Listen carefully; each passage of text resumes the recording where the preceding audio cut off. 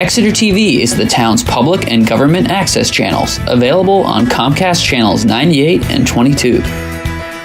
Channel 98 is to order the inaugural Budget Recommendations Committee meeting for FY22 on July 28th, 2021 at approximately 6:30. Hey, Nico, can you hear us? Got a smile out of him. Yes, I can. Excellent. We all know each other here, but just for the official record, we'll do introductions. My name is Bob Kelly, on 59 Columbus Avenue. Chris Suter, 31 Cullen Way. Corey Stevens, 35 J.D. Hill Avenue. Kathy Corson, 3 Folsom Street. Doreen Chester, Finance Director, 3 Webster Ave. Rustine, Town Manager, 8 Riverbend Circle. Amy Farnham, 17 Greenleaf Drive. Judy Rowan, 33 Prentice Way. Nancy Belanger, 1 Mill Street. Excellent, thank you. Since we do have a quorum, we will nominate and elect officers for this year, specifically chair and vice chair. I will open up the meeting to nominations for the position of chair of the BRC. I will nominate Bob Kelly to be chair. Second. Been moved and seconded. Any other nominations? And seeing none, all in favor of Bob Kelly as chair of the BRC for the FY 2022 signify by saying aye. Aye. Nay? Aye, and thank you. Thank you, everyone. I will open the nominations for the position of vice chair. I will nominate Chris Suter if she's interested. I haven't had time to campaign, but my signs are still at the printers. Save your money. Save your money. Any other nominations for the position of vice chair? Seeing none, all those in favor of Chris Suter as vice chair for the BRC for FY 2022 signify by saying aye. Aye. Opposed? Congratulations, it's a landslide. Thank you both. Yes, thank you. Okay. I'm counting on Bob staying healthy. Since Nico is at his son's baseball tournament, we'll get him in and out here. So if you had indicated you might like to say a few words as chair of the Board of Selectmen, Nico, to start things off? Our last person introduced. Yeah. Great. Can everybody hear me okay? Yes. Terrific. Thank you, Mr. Chair. Good evening, and good evening to respective committee members. I apologize I can't be with you this evening. As Bob said, I have a prior commitment, and I'll have to sign off. But I just wanted to thank all of you for serving on this committee. As you know, this committee is very near and dear to my heart, having been on it for so many years. And I'm really appreciative. The board, the select board, is very appreciative of all the hard work that you're about to take on over the next couple months, and certainly all of your recommendations that you'll present in December will be taken very seriously, and we look forward to your recommendations to the board, to the town, and we thank you in advance for all of the hard work that you're about to take on. Mr. Dean's still working on the draft budget, and again, any unexpected requests other than CIP, any unanticipated requests would be probably on the good end of things. Hopefully we'll have some unanticipated surprises that'll be for the better. But certainly, I think the select board, I think the biggest request this year is for the BRC to really dive into the CIP process, the CIP requests, not just for this year, but looking out over the next 3 to 5 years. And putting us in a position or making recommendations for the board to really put forward warrant articles in the next 3 to 5 years that are done so in the most responsible way for the citizens and taxpayers. Certainly we're still, even though hopefully it's the tail end, but we're still in the COVID pandemic. We don't know what the final results of that will be from a financial standpoint, what the aftermath will be.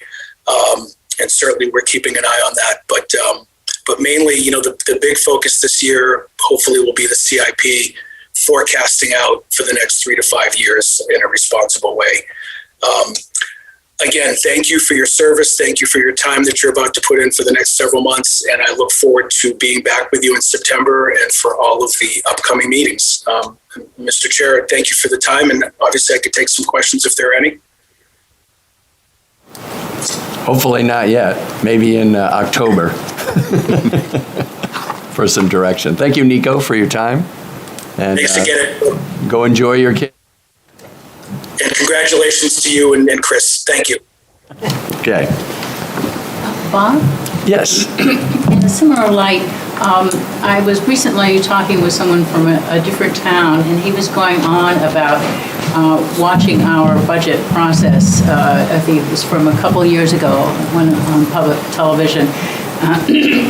And he was amazed at the professionalism of this organization compared with the one in his town. So just to pass that along, that we appear to be professional.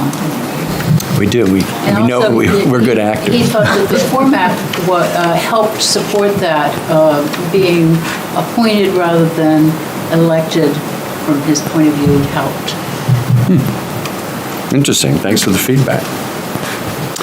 I should have done this before. I had received an email earlier in the year from Kaylee Bryden, who unfortunately her and her husband have moved out of town. Actually, they moved out of the state.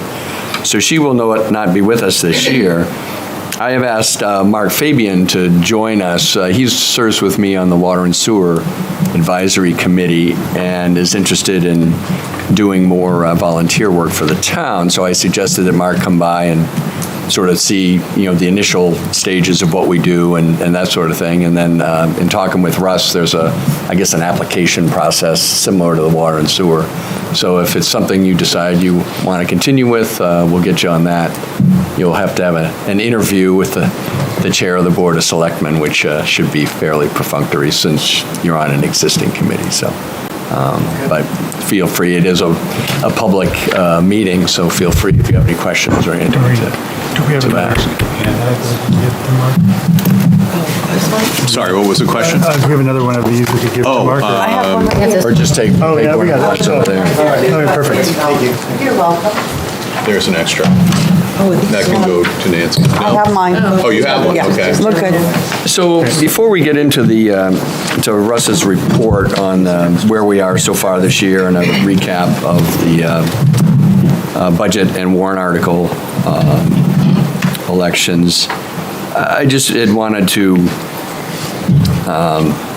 reiterate my email and then what Nico had said about sort of the CIP process. We'll touch on that a little bit later in the meeting. But just in looking at this, Corey and I have spent several months trying to, look over the general fund and the water and sewer funds and just try to figure out, what all of this means for the taxpayers / ratepayers. And, they've sometimes been viewed as separate entities, but the reality is 60% of us who are taxpayers pay water and sewer bills. 58.3 actually, but it's a significant amount, and so it impacts many of us in the pocketbook, what these projects and everything that we do. And as you all know from previous meetings or previous years, the CIP process tends to get, it is the last thing we do. It's somewhat of an afterthought. People are fried by that point of too many meetings, and I've just had this sense over the last couple of years that we're not giving some of these really good projects an appropriate review.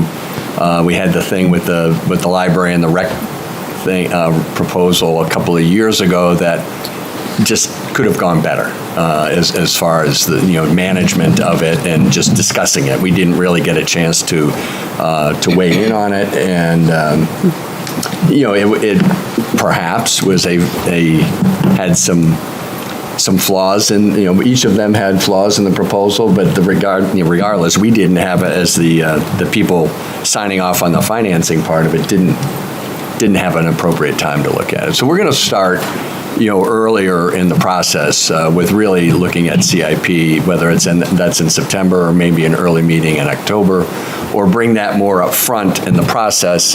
The budget, as you may recall, there's not a lot of things that we have latitude in. There's some expenses, but obviously labor and benefits and things like that, we just have no jurisdiction over. And many of the expenses, actually, the contracts and things like that.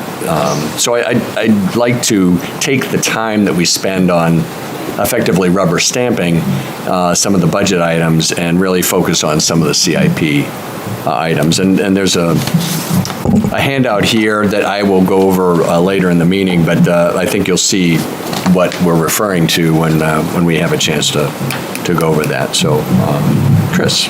Yes, I'm glad you brought that up, because there is a lot of times that we spend in the number of years I've been here, going through like minutia, and it eats up a lot of time, and then you're exhausted. And so I think it is a really good idea to go, wait, can we do this a little differently? And then I think about CIP and how huge these projects are, not just in dollars, but in impact on the community. Like some of them have really positive impact, and I really like the idea of bringing it up sooner, but maybe we could do something like where we parse it out over the course of, like, tonight we're going to do general government and this CIP or that CIP or a couple CIPs, so that we get a chance to discuss a few of them at each meeting, or if it's a big one, just discuss one, and then at the subsequent meetings, maybe that gives us the opportunity to come back and say, well, after that discussion, I've got a question about this, or something has popped up, or it gives the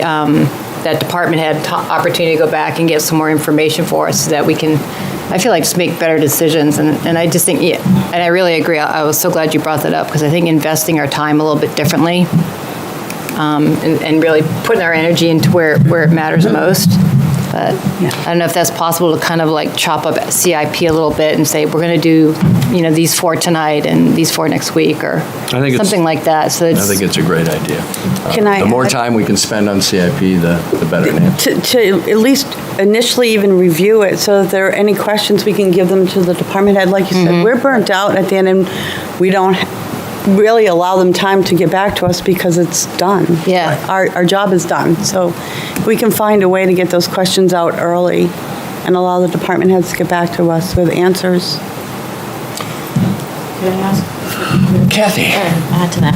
I think that's a great idea, and I think not just looking at what is coming for 2022, but the domino effect of it all is a great, 3 to 5 years, 10 even years. though we think, oh God, we can't really talk any more than, we do, but I think that it's a great process, and it doesn't get enough time, for sure.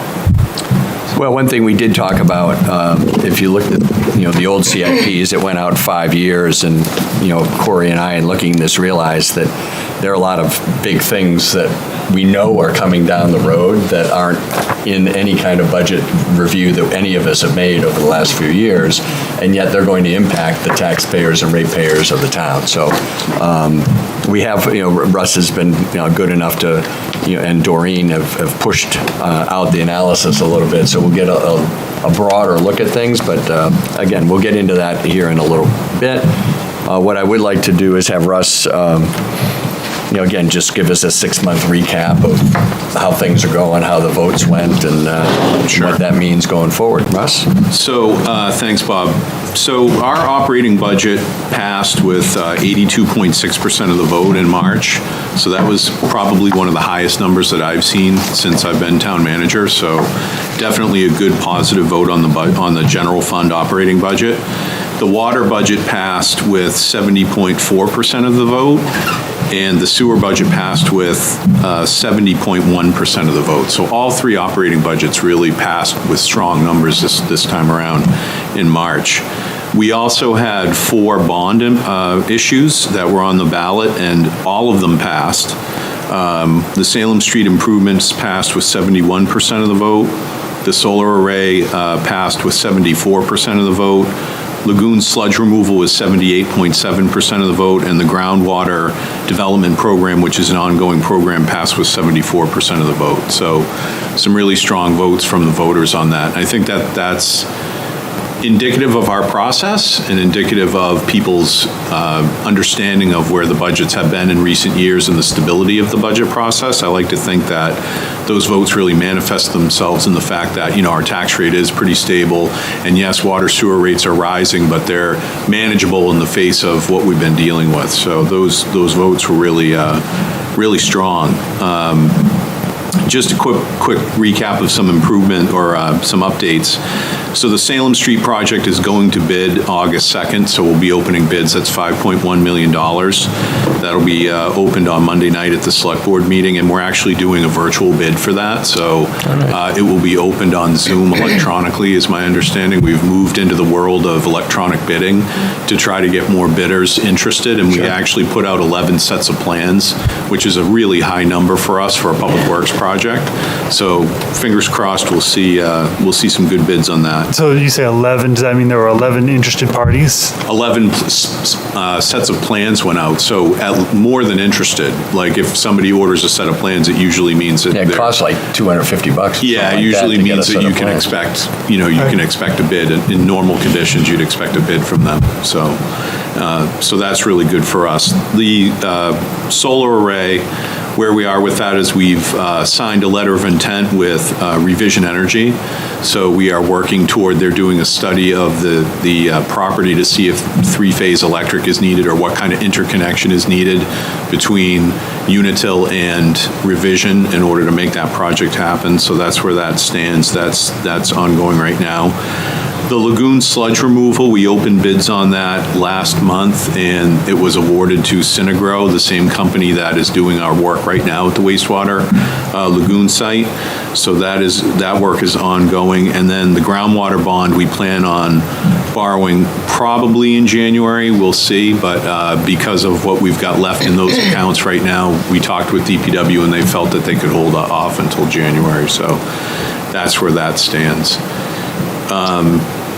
The bond issue itself, I want to thank Doreen and her team. They coordinate all the financial information and the gathering that goes with that, and also the bond, the bond application to the bond bank. And we were able to get, through the bond bank, we were able to get the bonds issued with a true interest cost of 1.49%. So that was a nice interest rate that came back to us. There was a big bond premium with the 7.7 million that we issued.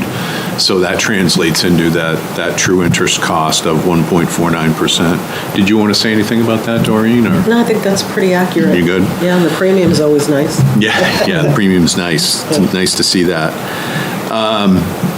Just a quick recap of some of the other warrant articles. The police collective bargaining agreement passed with 76% of the vote.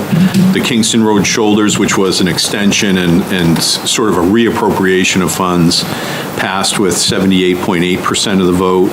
The public safety alternatives analysis passed with 51.6% of the vote. And the Parks Improvement Fund passed with 64.9% of the vote. So all of those passed as well. Our customary articles all passed without incident. The sick leave trust, the snow and ice deficit fund, and the conservation fund all passed. And the Stewart Park seawall deficit, which is something we had to do with our financials, that passed as well. And an article dealing with Swayze Parkway permit fees passed with 87.5% of the vote. So again, all of that work's in progress. With the public safety, we issued an RFQ, and we got 15 proposals on that, and we are actually meeting tomorrow with the review team to decide which firms to interview. So we've ranked all of them, and we'll meet. That was actually a great response on that. Russ, how about the Clemson Pond project, whether it be the pipes or the cleaning out of the siphons? Yeah, so the siphons, I was going to get to that a little bit later on, but the siphons... Oh, that's fine, I can wait if you're going to get there. Yeah, the siphons, when I was talking about FY22, I'll talk about that when we get there. I just wanted to touch base on where we are budget year to date on spending, and right now, the overall general fund is at 42% spent.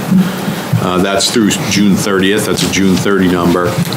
The water fund year-to-date is 36%, and the sewer fund year-to-date is 18%. But I will say that mostly in the water and sewer funds in particular, a lot of that has to do with debt service payments, and actually the general fund too. A lot of our debt service payments are due in August, the lion's share of the debt service, so that's why those percentages are a little lower than they would be.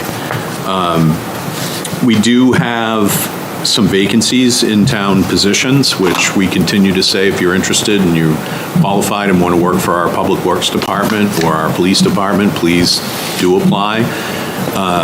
That is one of the themes that I think we're going to see in this coming budget, is just the fact that it's a tight labor market. And you will hear in your subcommittees when you're talking to the departments, their stories about attempts at recruitment and kind of this a labor shortage, basically. We're not able to fill positions at the rate we normally would, and I think that's a little bit of a reflection of the economy. So there are, I think there, at last count, there are at least 5 vacant positions in town, and maybe more than that at this point. So that was really my FY21 recap. I think just looking at our fall tax rate setting, our last rate set was 591. That was last November, and looking at the financials and looking at everything, I think just generally speaking, if we're able to apply, the same level of fund balance that we're used to applying to the budget come tax rate time, I think we're looking at maybe a dime swing in our tax rate. So right now it's at 591, the town share of the rate, and I've done some basic projections that have us around $6 a thousand. So we're likely to stay in that 23%. Our budget is really 23% of the overall budget, and that percentage has decreased in the last 3 years as the school share has gone up. Our share of the pie has shrunken some, and so we're 23% of the total whole. Okay. And that's the report on FY21 to date. Excellent. So, did you want to talk about the siphons under another bullet, or? Yeah, so I was going to just go into a little bit about FY22, and I just made some basic notes. First of all, just talking about home values, and home values are continuing to increase. The real estate market's been very, very hot. I don't know how that's going to translate into our new valuation number in September, but that's certainly a trend that we're seeing. So we've done a lot of what we call pickups and assessing with home renovations and additions and things like that. So that real estate market, I know we have a realtor here, so she knows it better than I do, but I know that just based on the data I'm seeing, that's really hot. Building permits are staying steady. We're actually about $100,000 ahead of where we were last year at this time in terms of revenue. So those are still looking pretty strong. And then as far as other revenue sources, I just wanted to touch on a couple of things. ARPA, so the American Rescue Plan Act funds, those are earmarked to Exeter for $1.6 million. And the board has voted to accept those funds already, and Doreen and her team are applying for the funds, and we should get them within the next, I think they said 5 to 7 days. That was a couple of days ago. So this week or early next. Yeah, so we're in a position. The ARPA funds, as I understand it, they need to be committed by 2024, but you can, as long as they're committed, you can spend them even all the way up to December 31st, 2026. So we will be looking at there are specific uses for those funds, one of which is water and sewer infrastructure. So how that 1.6 million plays into our financial plan is going to be a conversation piece that we'll have. And at the department head meeting this morning, I asked people to make their lists of things that, again, everybody's ideas are welcome, but there are specific guidelines on how that money is to be spent, but our allocation is 1.6 million, so it's helpful. There's also a calculation that we're working on doing which allows ARPA funds to be used for revenue loss by the town. So if you have, and it's a formula-driven exercise, so if you've lost revenue in the 12 months, I think it's prior to the pandemic.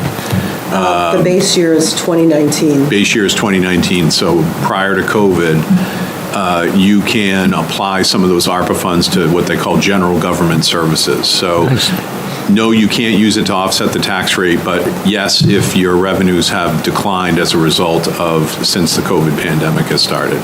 And again, that's all formula driven, so we'll be doing that exercise as part of this budget process. I will tell you that the state did not fund our state aid grant again with the wastewater treatment facility, so that was left out of HB1 and HB2, so we cannot expect that money to come to us. Unfortunately, we tried our best again, and it was a finish line deal again, and it just didn't get into the final budget. So it's still not funded. What was that, 800,000? Yeah, 850,000 plus or minus. So that was a good chunk of money.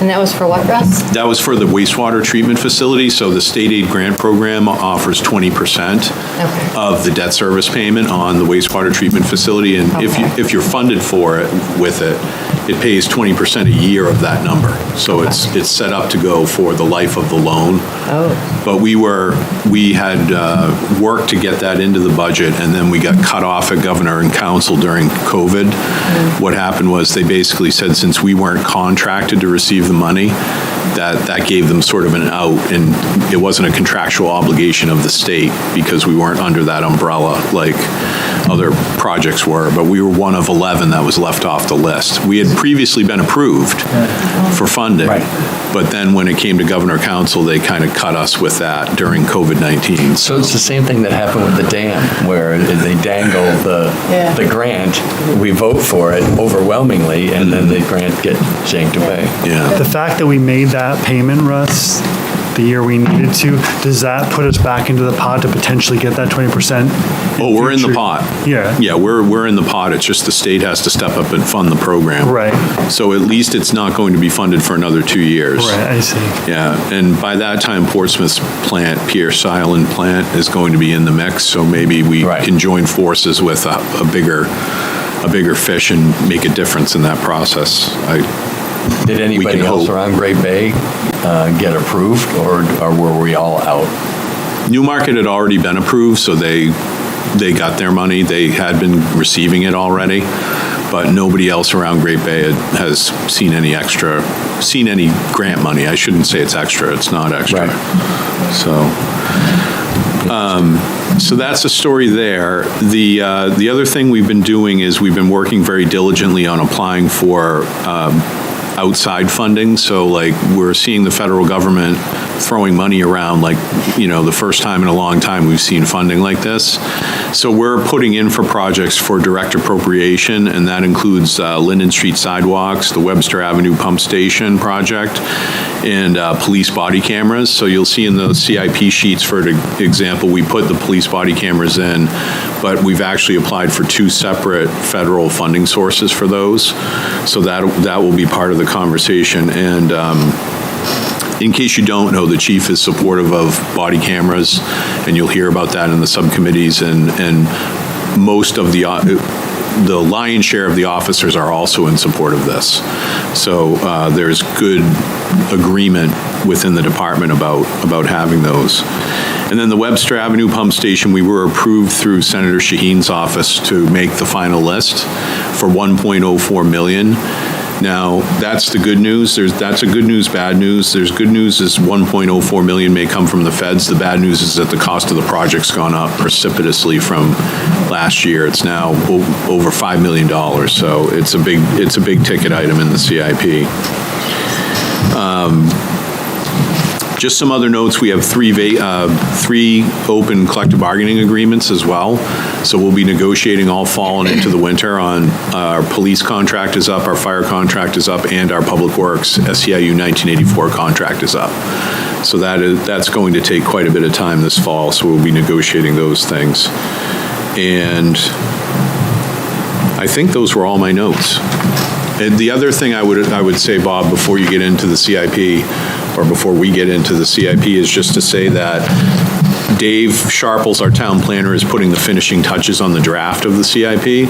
So when it's done, we'll get it out to the committee right away, so you have it before we even begin the discussions. And what you see here with these spreadsheets are basically what you see for financial schedules in the back of the CIP. And I think Bob was correct in stating that there aren't a lot of things for FY22, but what there are a lot of are things beyond that. So they require some review and contemplation by the group.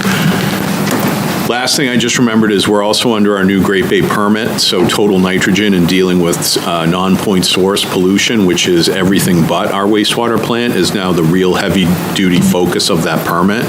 So you're going to see a lot of conversation within CIP about what level of compliance do we need to do and how often do we need to do it, and that's definitely part of the landscape, and it's here to stay for the foreseeable future.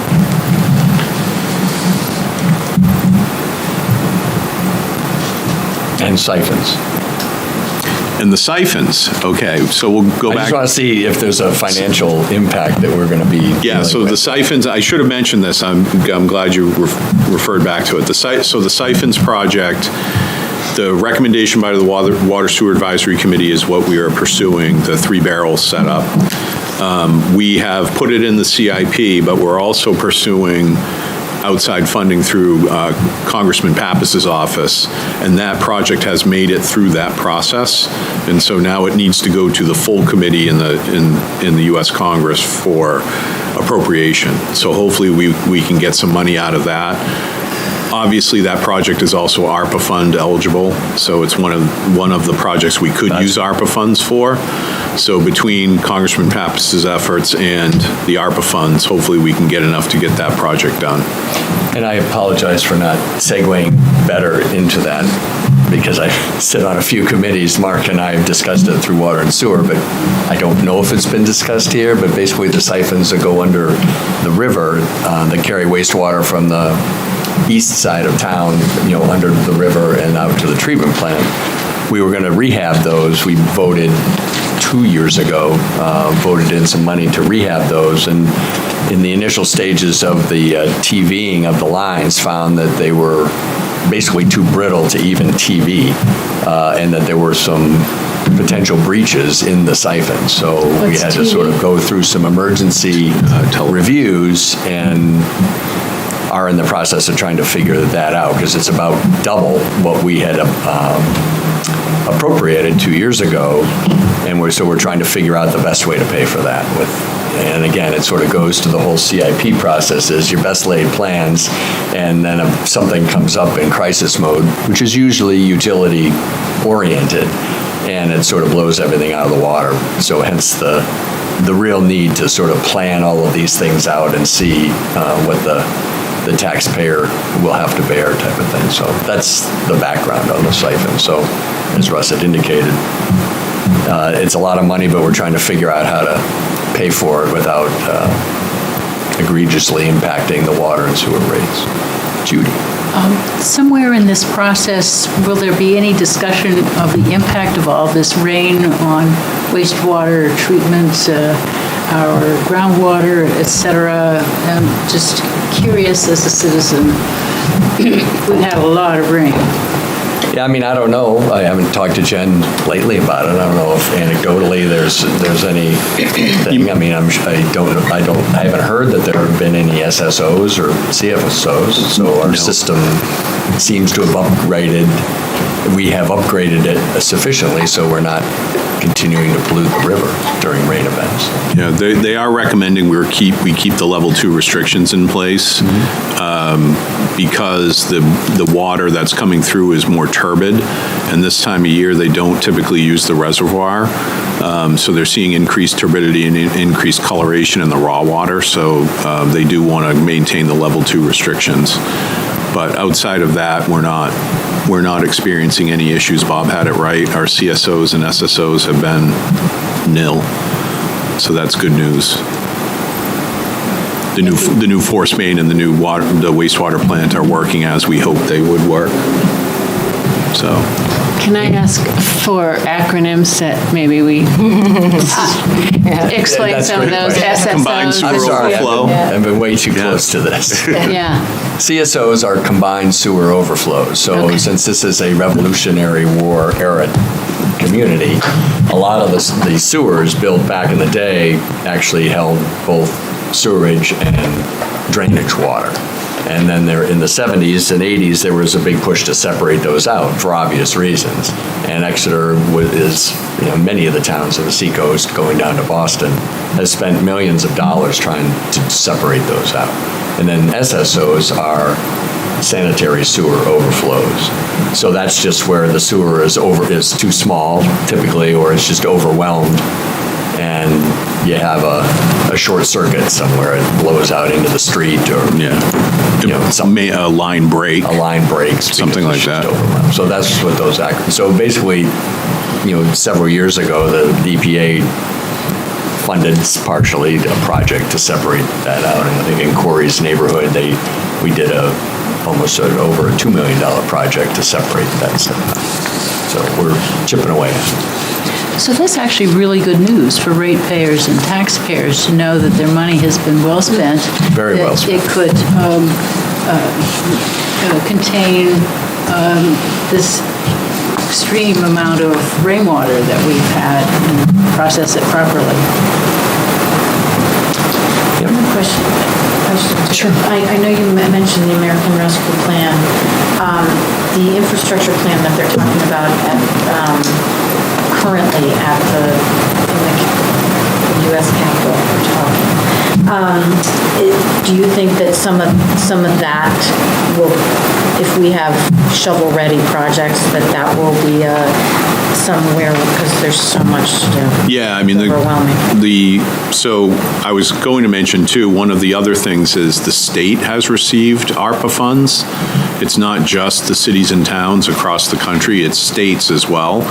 And I know that a month ago, the state senate, the governor and council authorized $50 million to the DES to set up an administrative infrastructure to handle the ARPA funds that the state was going to get related to water and sewer. So there's a big chunk of money that the state senate is still trying to figure out where that's going to go and how it's going to go, where it's going. And so we're paying very close attention to that.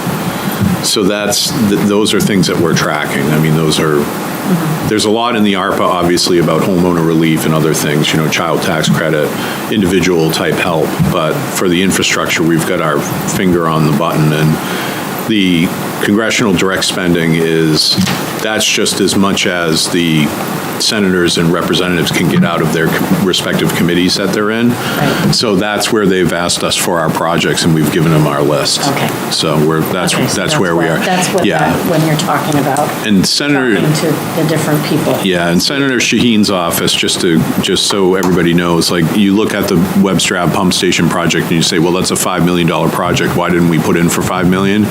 Basically because we were told not to. Yeah. We were advised, don't put in too much. I looked at the list. There are a couple of $5 million projects in it, but I'm not going to say. I think we've got very good relationships with our senators and our Congress people, and so if they say make it $1 million, we're going to make it $1 million. We're not going to go higher.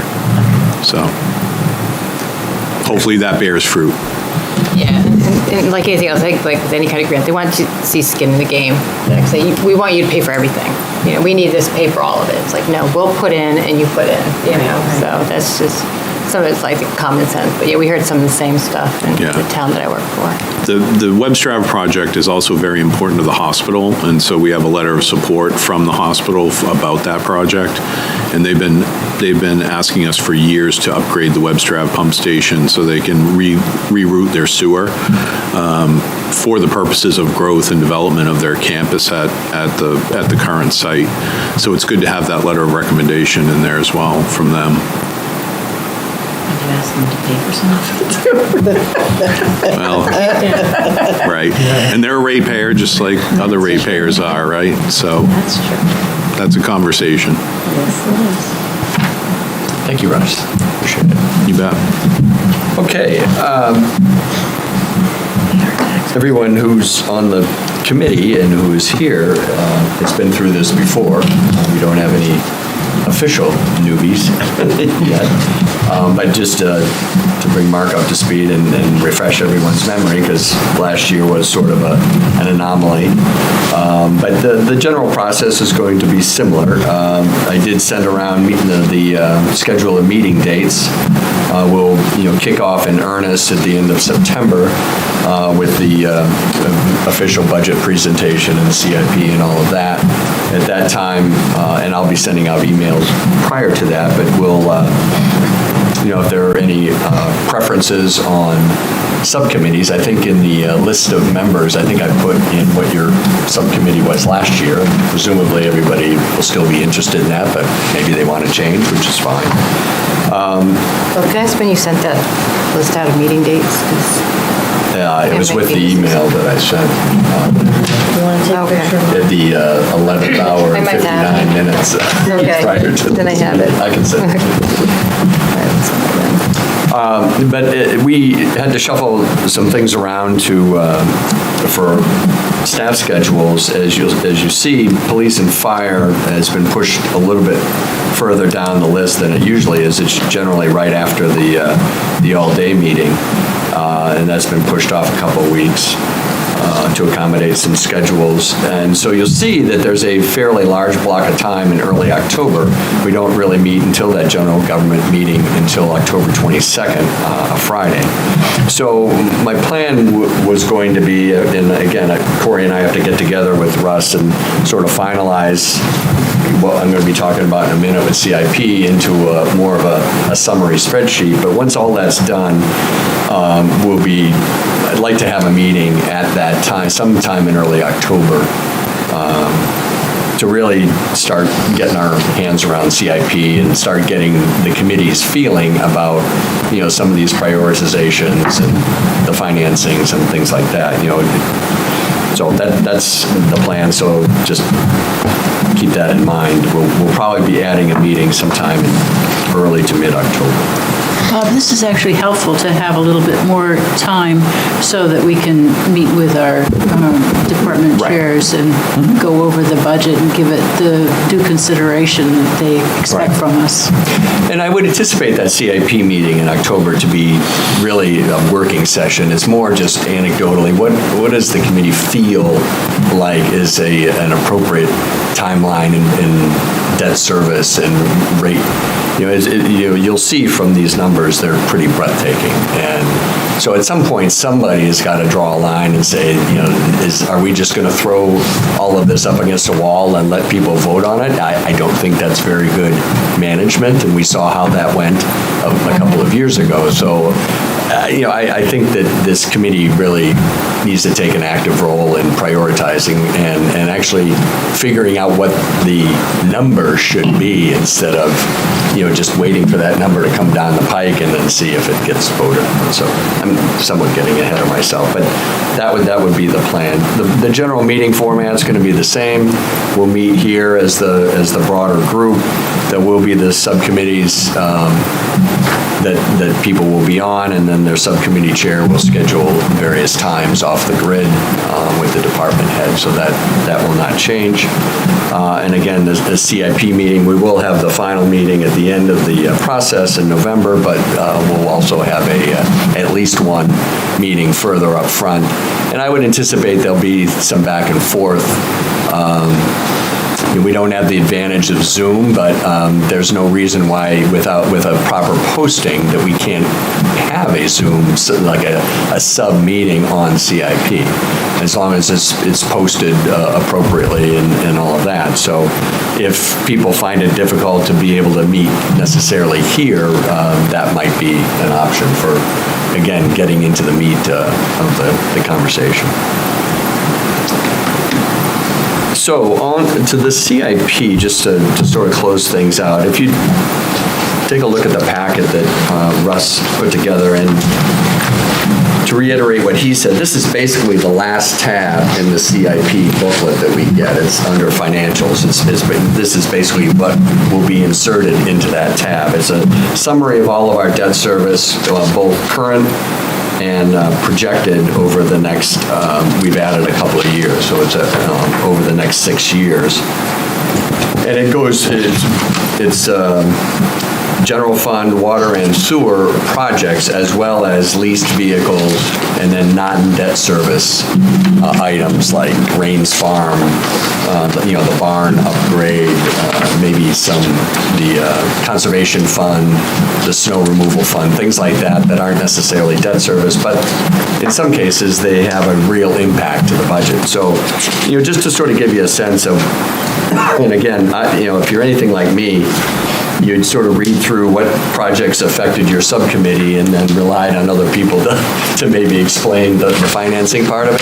So I don't know how many of you went back into the financial pages. I didn't until quite recently, over the last couple of years. So if you look at the first page, you see on the top is the general fund existing debt service. And you can see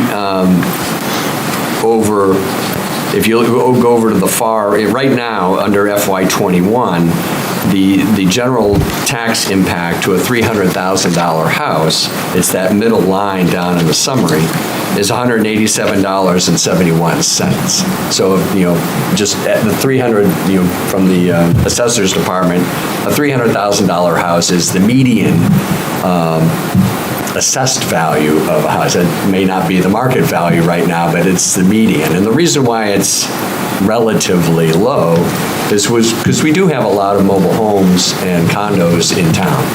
And so that brings the number down. If you just took single-family homes, it's actually up well into the 400s. So sort of keep that in mind as you realize what maybe people's tax impacts might be.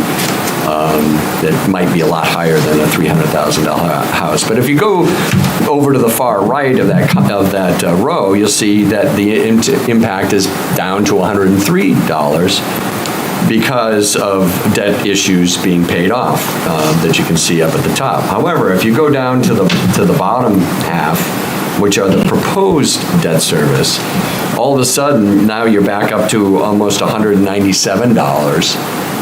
So you're at about the same level, and you'll note that both the public safety facility and the DPW garage bonds are TBD in this table.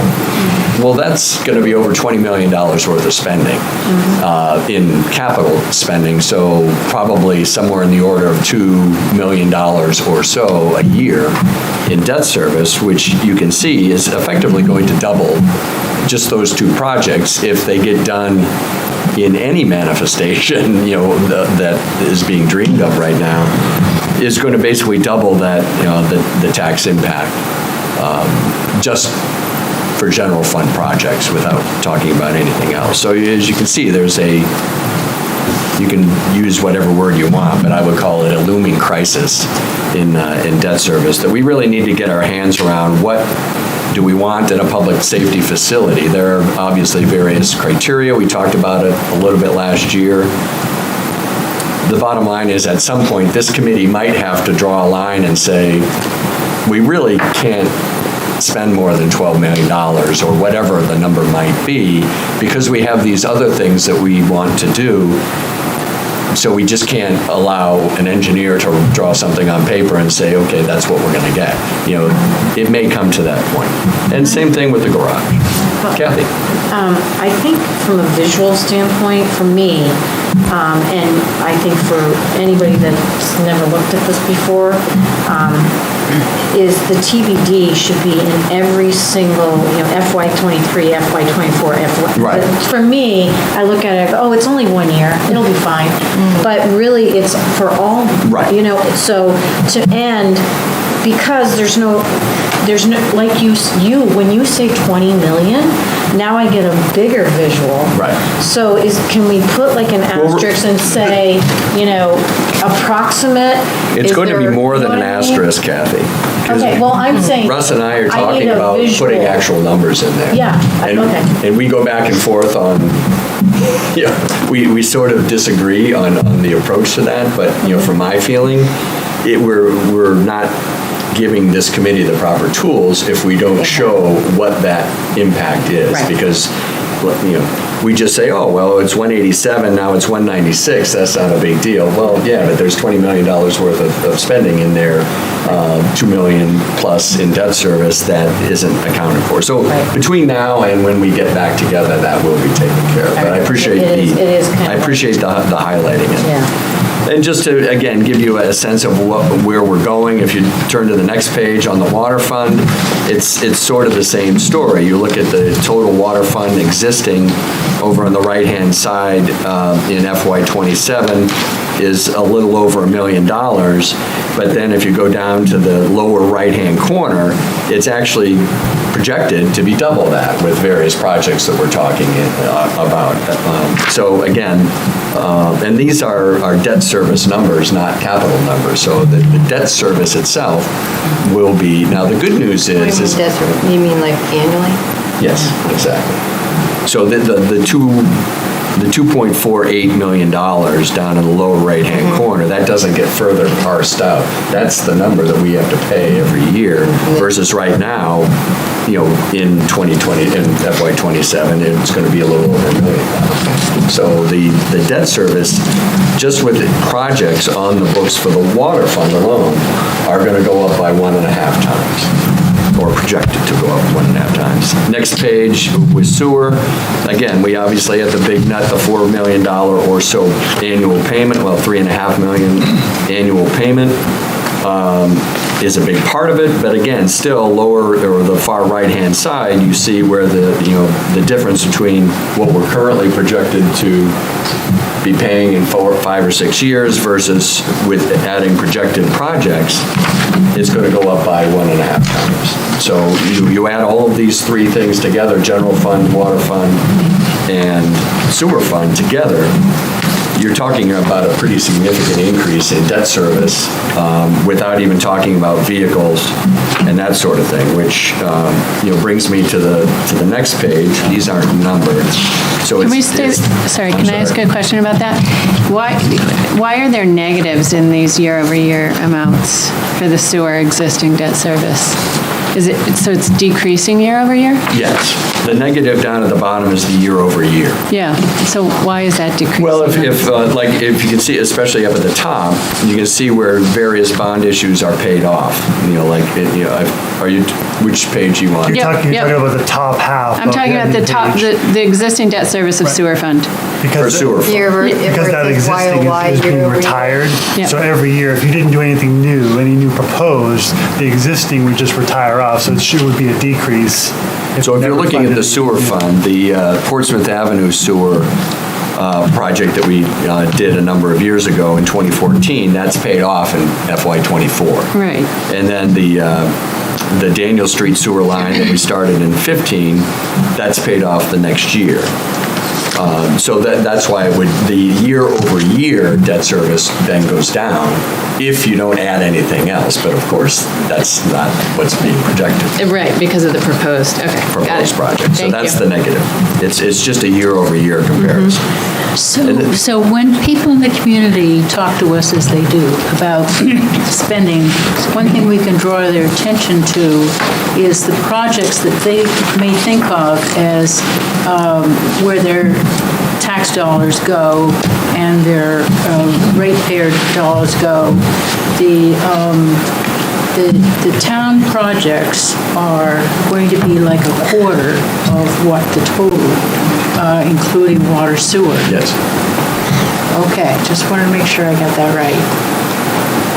Yeah, and this has been sort of the dirty secret in the room with the BRC for years, is that you do the budget, we roll up our sleeves, we work our butts off for 3 months to try to keep it in a 2% or so increase, range.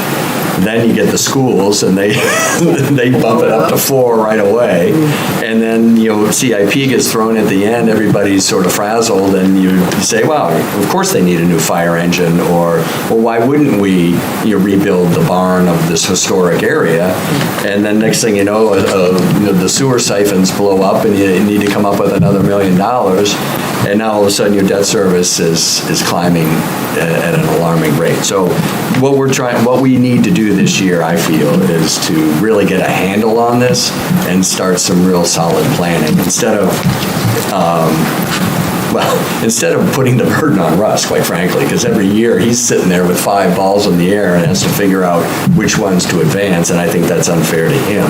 So what I'd like to do is provide him with some backup, if as it were. So that's sort of where I'm going on this. And just to sort of finalize the discussion on the 4th page, which is the general fund existing and proposed lease purchase payments. Again, you can see where, adding all of the CIP vehicles in the bottom half of the page.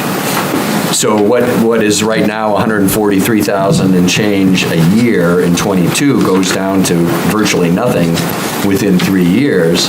Well, if you add into the proposed, you're back up to over $500,000 in just the lease purchase, from, again, what is currently 143,000. So the lease purchase in 5 years, that number is going up by over 3 times. So there's a lot to get our arms around here, and it seems like it's given what has happened over the last few years with some of the projects that maybe were brought forward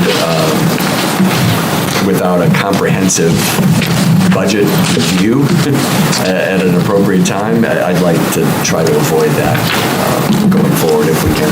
And as you have a chance to maybe look through this, some other things will come out at you, but again, what my plan is again, Corey and I have been working on a broader spreadsheet here that basically summarizes the totals of all these pages, into, current and proposed, so that we can get more of a macro view, water and sewer, and we've worked with the finance department on how to meld the impacts of water and sewer rates and then compare that to the impact on a tax rate, so that in the end, we're going to be able to have a number that says this is the impact to the pocketbook of a ratepayer and a taxpayer. So we'll be able to have some sort of roadmap, as it were, and decide, are these levels that we're interested in pursuing over the next 5 or 6 years, or do we need to pump the brakes in certain areas and stretch things out to 10 years? And that obviously will have an impact possibly on quality of life, but if there's nobody in town to pay the bill, then you're not going to have much of a quality of life anyway. So that's where we are on CIP, and we'll hopefully be giving you this summary sheet and more of an explanation in bullet form as to sort of what we want to look at sometime in August, and then, like I said, possibly get together in early October after everybody's had a chance to sort of ruminate on this and see what we want to do. Bob, I just wanted to mention too, while you're on the water sewer side, looking at the last page of the packet, it's actually a financial mechanism that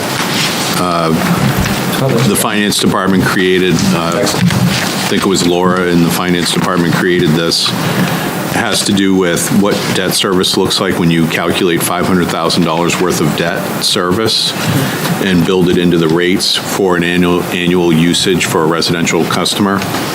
So it's a really good exercise to look at the sheets that are for water and sewer in terms of debt service and additional debt service, and what that means in terms of the annual bill.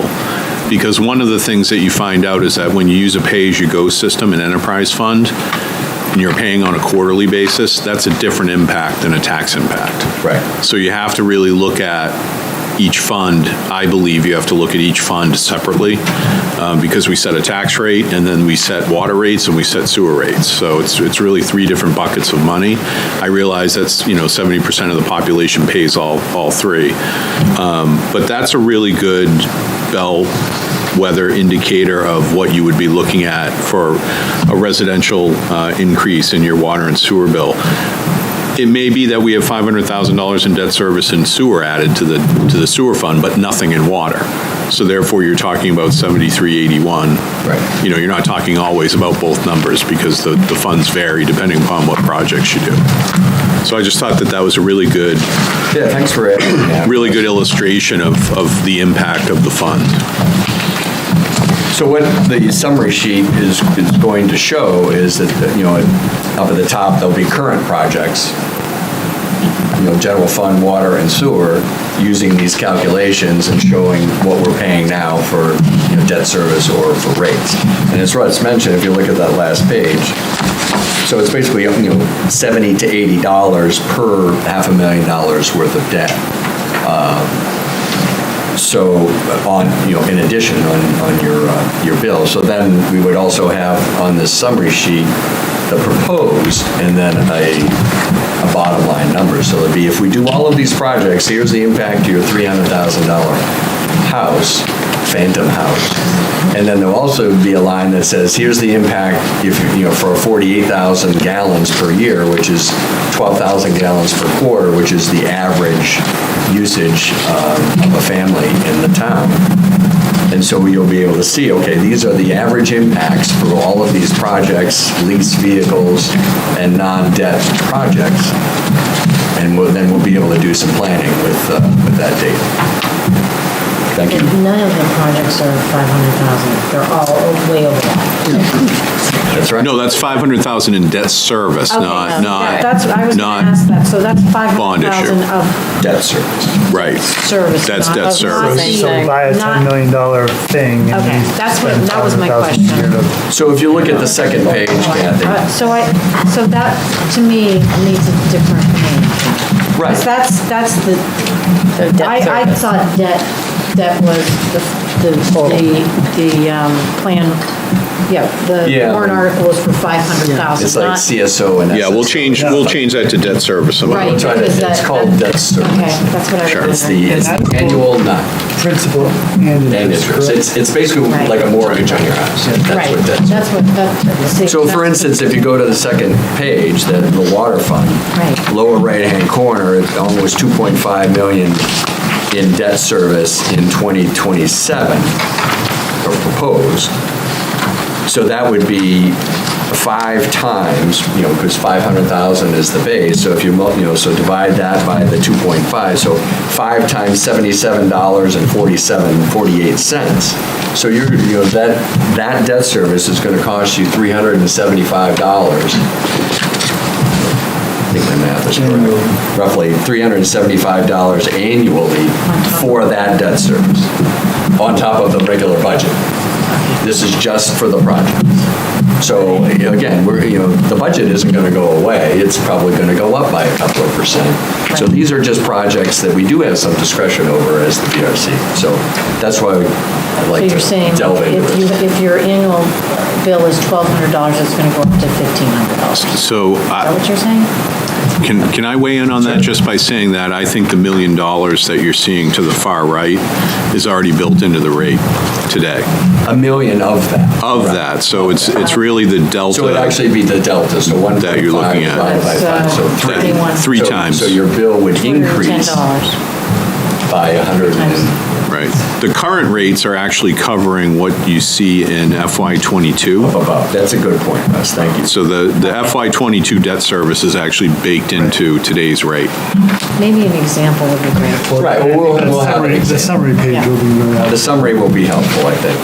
But yeah, so to Russ's point, so you have to back out. So the delta is 1.4 million and change. So that's actually going to be more, your bill will be projected to go up a little over $220 Right. with those additional projects, just those projects, never mind, new vehicles and all that other stuff. So it all sort of death by 1,000 cuts, and it's a little bit here, a little bit there. So we need to look at all of it.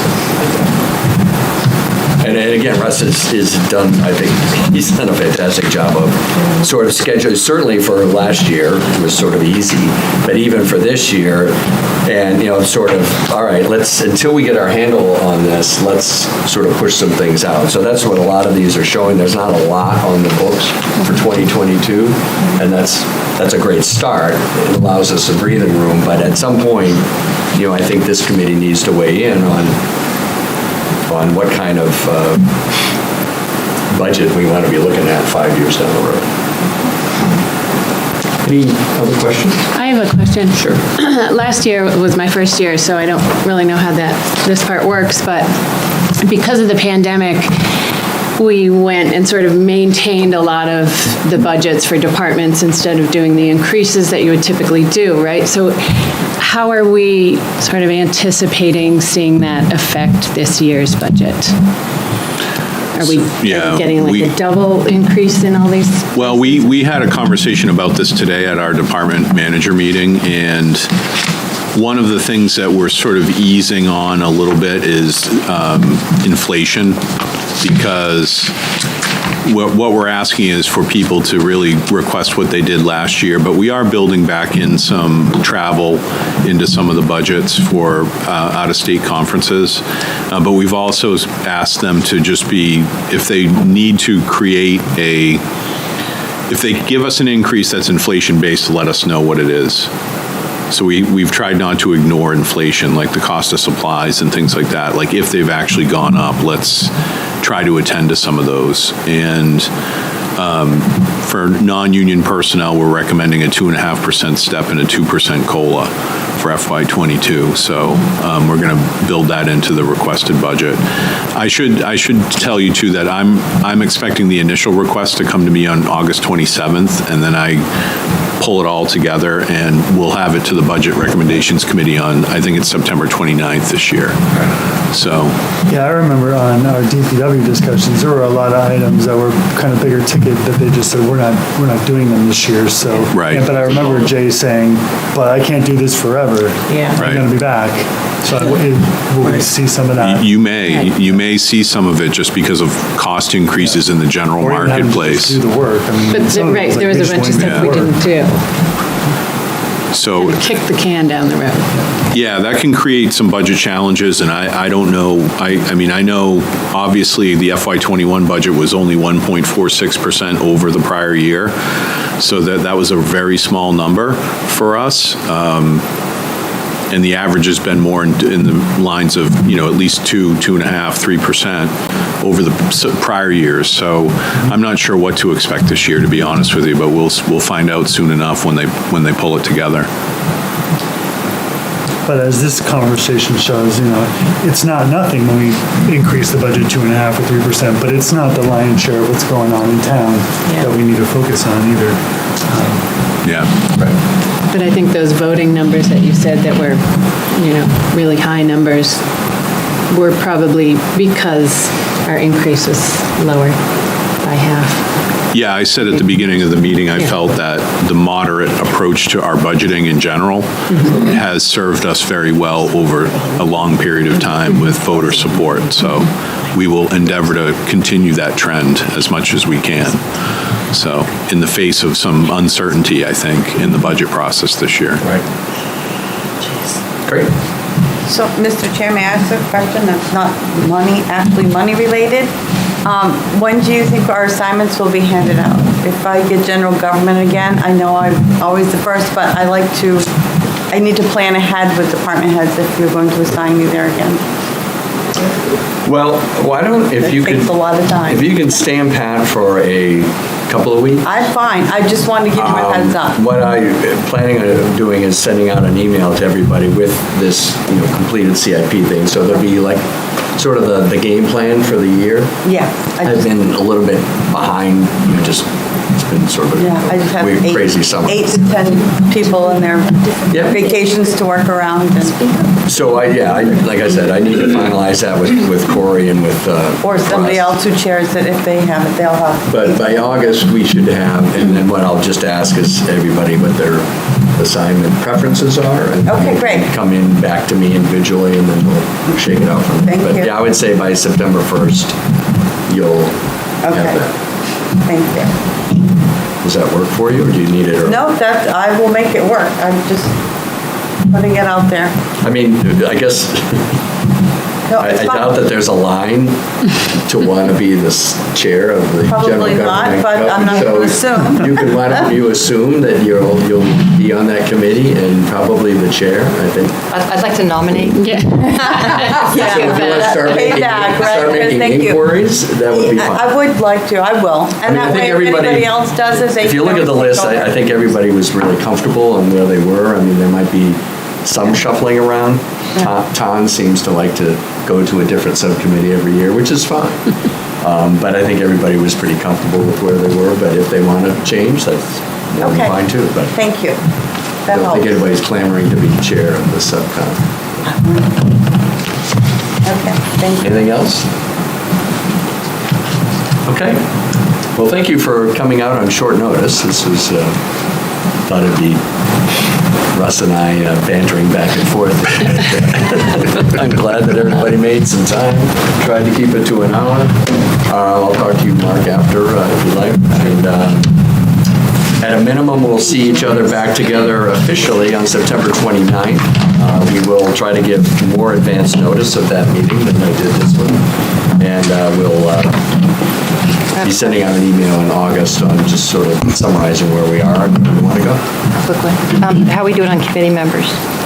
We have, with Kaylee leaving, we're down to 12. And then if Mark gets on, we'd be back up to 13, which is where we were last year. And as I said in my email, if there's someone who has maybe talked about being more interested, I guarantee you it's going to be really interesting this year because we actually will have an impact on the CIP. So There's been some chatter on the Facebook, the Exeter Facebook page. So I've sort of called some people out and said, if you really want to get involved instead of speculating. About the cost of living in town? Or the cost of the blue bags, or whatever it is. Shut up or put up.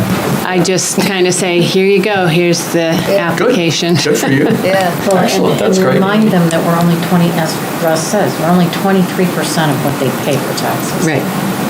And I'll donate a blue bag to anybody that signs up to be on the committee. I love that.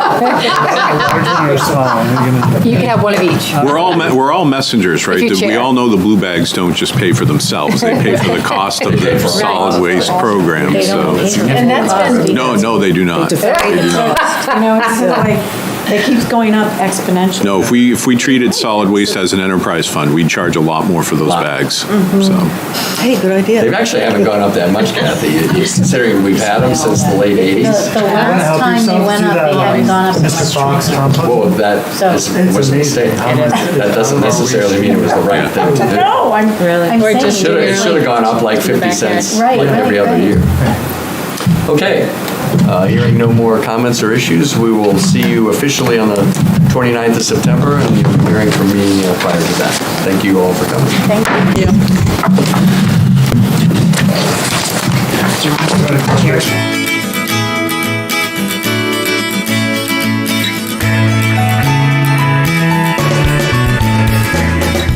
Thank you for tuning in to Exeter TV. Exeter TV is the town's public and government access channels, available on Comcast channels 98 and 22. Channel 98 is your channel. If you have an idea for a program, want to host your own talk show, or submit a film, we're here to get your content on television.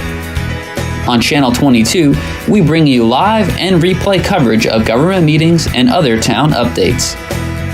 A third channel, Blue Hawk Media, is operated by SAU 16 and can be found on Channel 13, with all your school sports, events, and meetings. You can watch Exeter TV online at